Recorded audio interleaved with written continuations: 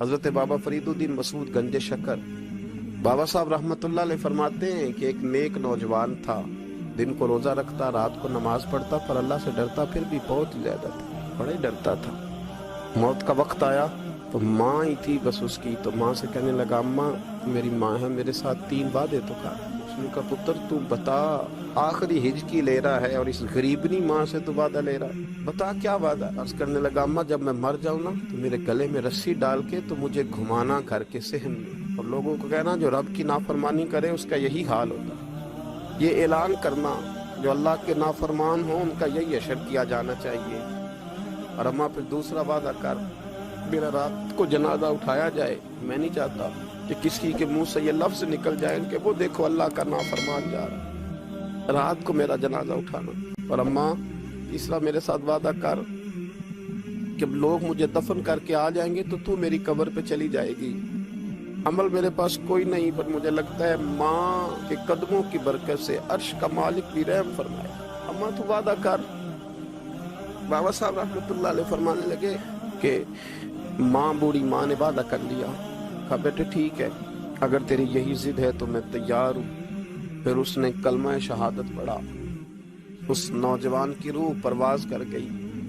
بوڑھی ماں نے رسی منگائی تو وَلِمَنْ خَافَ مَقَامَ رَبِّهِ جنتان، جو ڈر جائے، اس نے تو کہا تھا نا کہ رسی ڈال کے گھمانا اور کہنا یہ اللہ کا نافرمان ہے، اس کا یہی اشر ہونا چاہیے تھا۔ لیکن جب ماں گلے میں رسی ڈالنے لگی تو گھر کے ہر کونے سے آواز آنے لگی خبردار یہ رب کا دوست ہے، اللہ کے دوستوں کے ساتھ اس طرح کا معاملہ نہ کیا جائے، اسے چھوڑ دیا جائے۔ اور کہا تمہیں کچھ بھی اور کرنے کی ضرورت نہیں ہے، یہ تو رب کا دوست ہے اور رب کی بارگاہ میں حاضر ہو گیا۔ کوئی بندہ کہے گا کہ یہ تو ایک بابا فرید کا سنایا ہوا واقعہ ہے، سنیے بخاری میں حدیث ہے، نبی پاک صلی اللہ علیہ وسلم نے فرمایا، حضرت ابو ہریرہ رضی اللہ تعالیٰ عنہ راوی ہیں، حضور فرماتے ایک شخص مرنے لگا،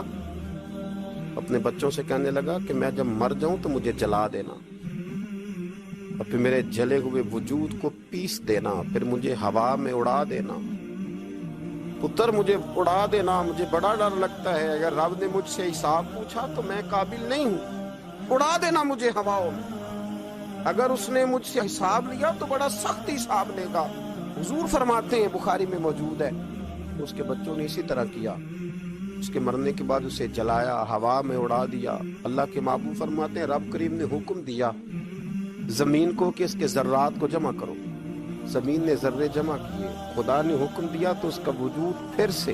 اسی شکل میں آیا، تو رب کریم نے فرمایا یہ جو تو نے وصیت کی تو کیوں کی؟ اللہ جانتا ہے کہ نہیں جانتا؟ یہ کی تو کیوں کی؟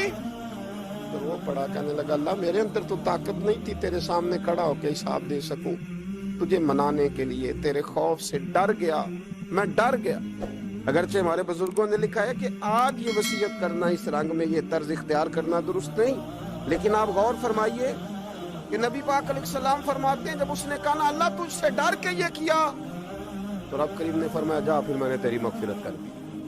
کیونکہ اللہ کو پتا تھا یہ دل سے بات ہے۔